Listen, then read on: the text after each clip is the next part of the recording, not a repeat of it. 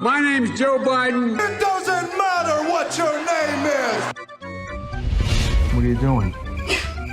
Nothing. There's something wrong with Joe.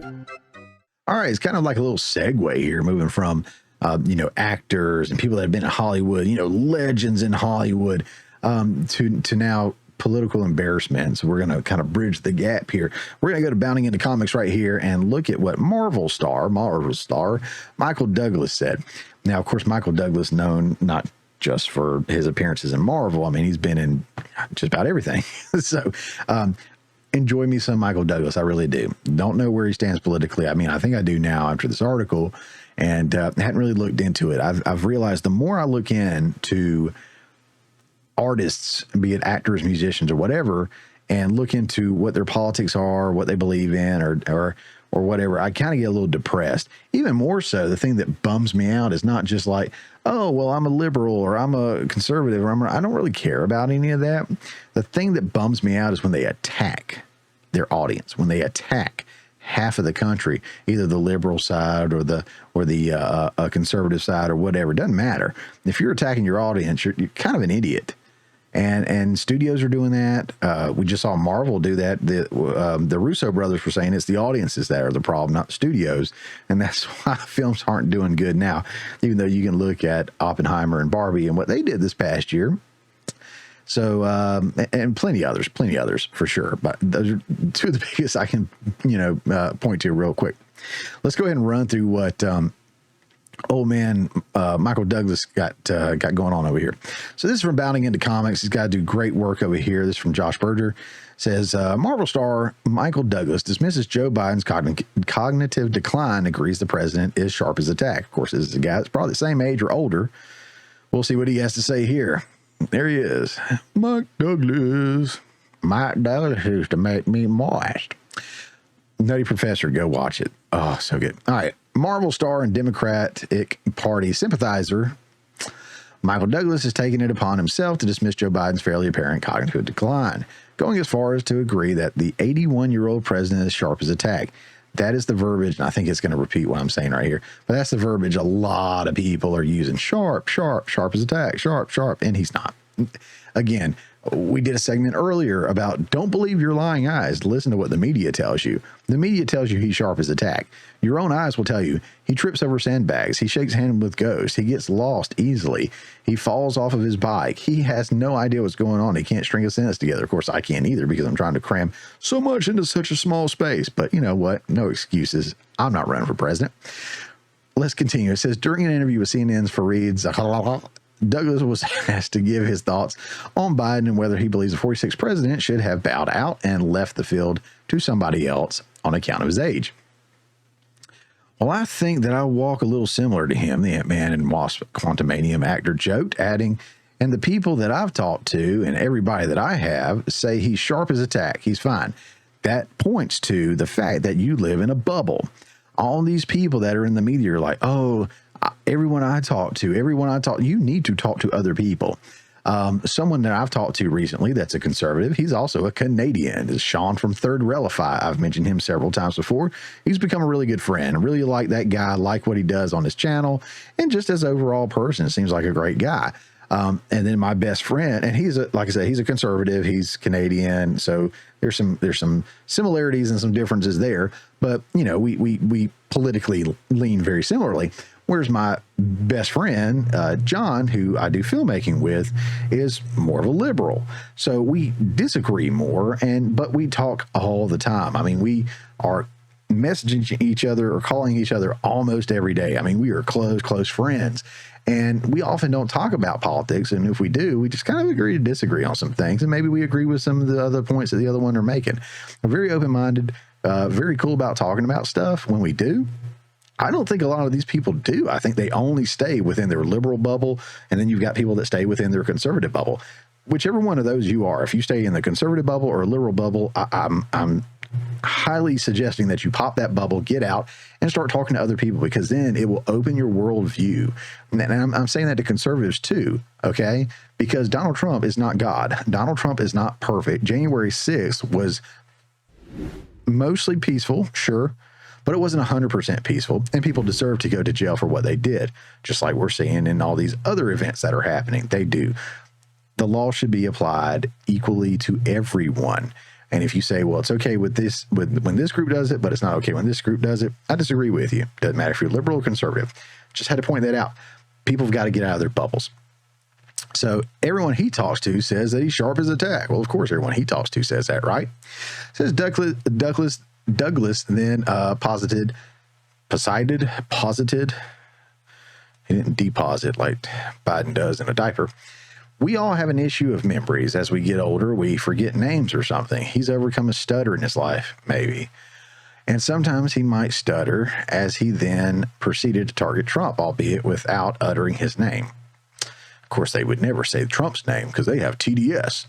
But let's just say that Biden's entire cabinet, including his vice president and everybody in his cabinet, will be more than happy to work with him again in the next term. I cannot say that about the other candidate running because nobody in his cabinet from 2016 wants to be involved with him. All right, so sometimes they think they're making a point, and they are, but not for their side, for our side. And by our side, I mean people that just disagree with him. So yes, people would love to go work for Biden. Why? Because Biden's probably not coherently there. He's not running the show. He's not a boss. He just comes in and does whatever he's told, and everybody gets to do whatever they want to do, and everybody stays on great payrolls and benefits and does whatever. When Trump was in office, he was cracking whip, clearing house. People had to actually work, actually get stuff done. And guess what? People who think they're going to have a nice, sweet, soft, cushy job that end up having to perform at a level they weren't expecting, they don't like that. They don't like that. And Trump came in and says, I'm going to get stuff done. He did that. I'm telling you he did that because I've seen it. I've seen it in my own life when you go from one boss to another boss. You know, everyone liked that boss so much more. Why? Because we didn't have to do anything. Well, that's right. But what happened with the new boss came? You had to do stuff, and now the business is more profitable. Customer service is better. I mean, you could pick and choose your battles all day long, and I'm not going to say Trump is perfect. But what I am going to say is, yeah, sometimes people don't want to work for someone who's awesome because to be awesome, sometimes you got to be a jerk. You got to be aggressive. You got to have a high expectation. The bar is set high. I mean, think of the turnover rate in the Trump cabinet. Couldn't be just because he's a jerk. He has high expectations, and he expected people to meet his expectations. And for the most part, a lot of them didn't. And then that's what happens. Let's see. I think we're getting close to the end here. It says, when asked whether he thinks Biden's mental acuity would still be sharp the next 4 years, were he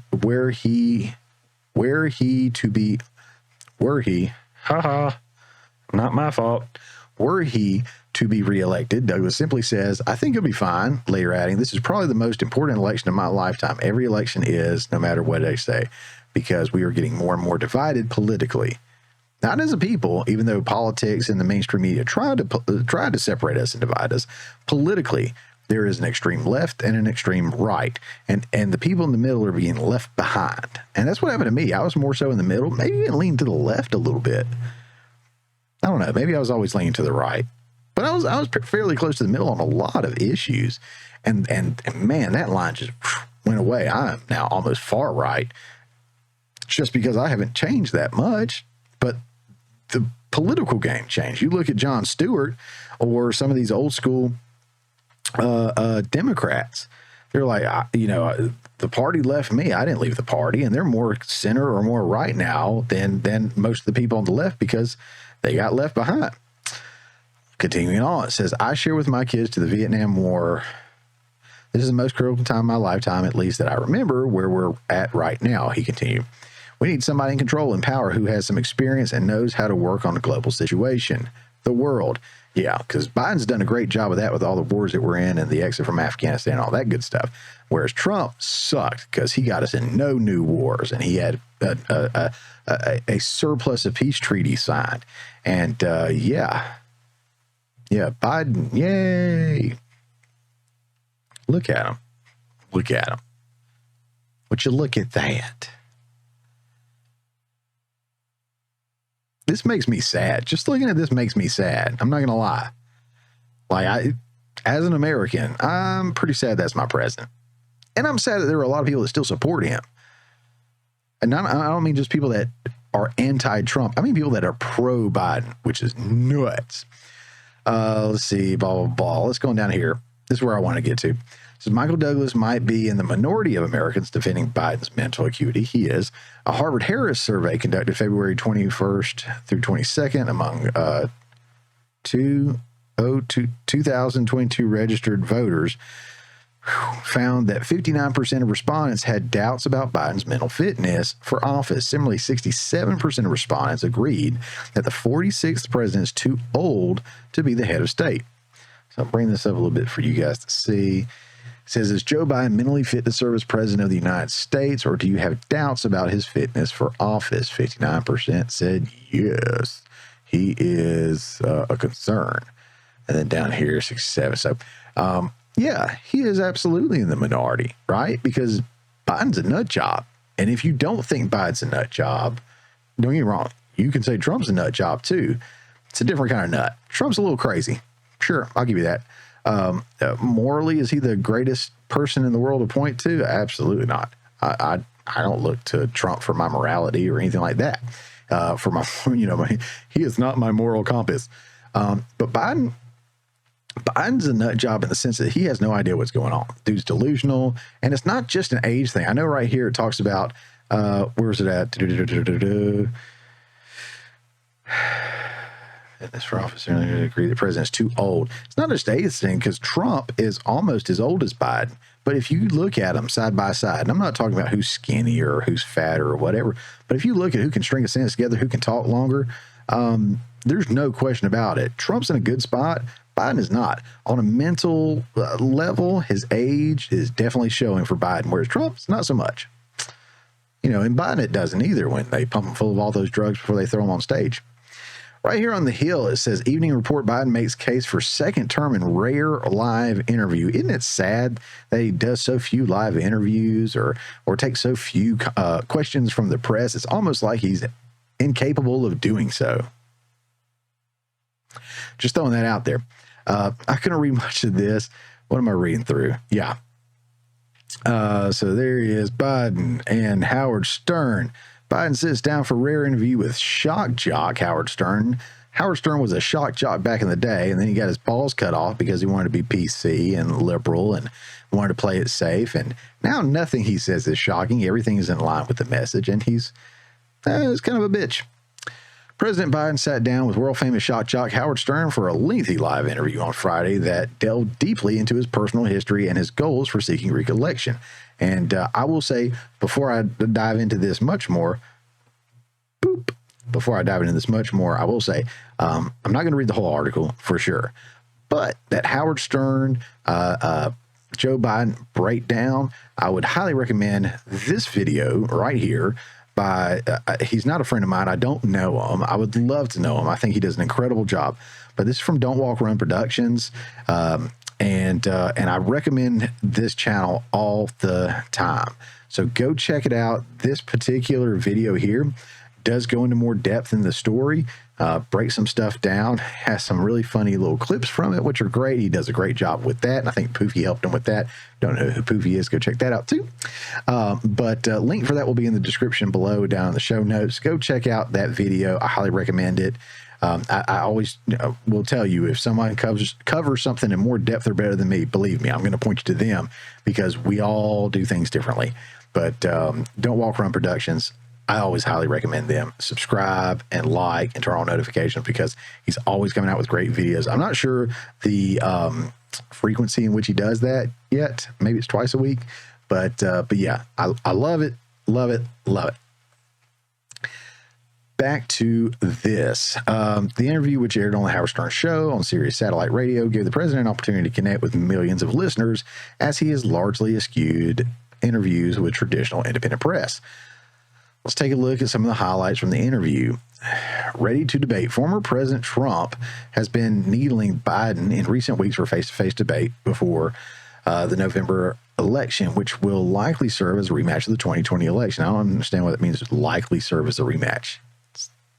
Same two guys, right? So it is a rematch, right? Okay. The incumbent said Friday that he's all for it. I don't know when, but I'm happy to debate him. He told Stern. Suicidal thoughts. Stern repeatedly asked Biden to discuss tragedies in his life. Blah, blah, blah, blah, blah.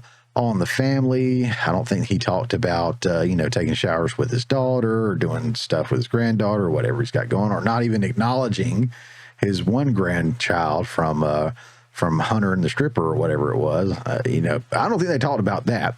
But it says he also said his decision to marry First Lady Jill Biden wasn't his own. His sons Beau and Hunter encouraged him to propose. Dad, we think we should marry Jill, he recalled Beau, who died of brain cancer in 2015, telling him, which is shocking. He can't remember when, where, and how he died, whether he was serving in military or not, or he was back or whatever. I know that came up recently, and how dare someone ask him that? No, dude, you should know when your kid died.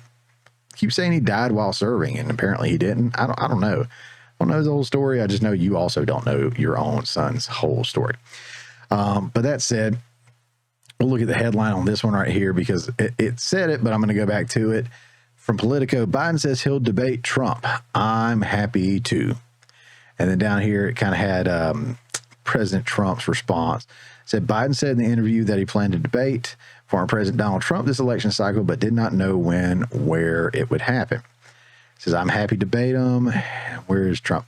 In a post to his social media platform, Truth Social, Trump said Biden doesn't really mean it, but in case he does, I say anywhere, anytime, any place. So just think about that. Can you picture Joe Biden, who does not talk to the press, who can't do long form interviews? Like he was sitting down the whole time. He was halfway falling asleep. All he could talk about was his first wife, his second wife, his kids, his life growing up. And he really tried to play that old friendly man kind of grandpa character to get the elections. And unfortunately for him, that doesn't work because he's so out of it. If he wasn't so out of it, it might work like, oh, he's such a sweet guy. Oh, he's so kind. Let's vote for him. He reminds me of my own grandfather. Oh, let's get him elected. No, he's a buffoon. He's an idiot. He's a criminal. He's a crook. I can go on and on and on. You can say what you want about Trump, but all of the issues that anyone has with Trump have been over like the last 6 years or so. Maybe last 8 years, whatever. Ever since he said he was going to run for president, all of a sudden that flipped the switch. Everybody hated him. He was a racist. He was a this. He was a that, whatever.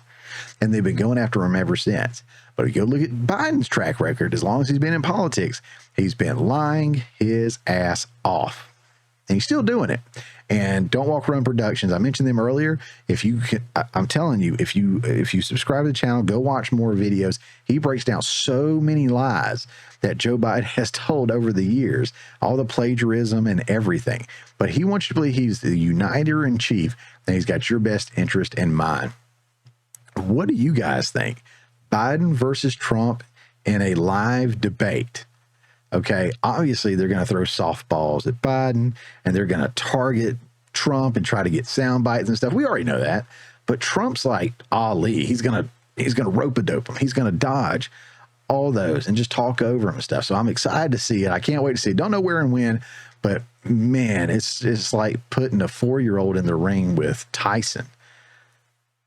Even though that 4-year-old's going to be jacked full of drugs, because, that's what they do to Biden. Allegedly is what I hear, that, they pump him full of stuff before they roll him out there.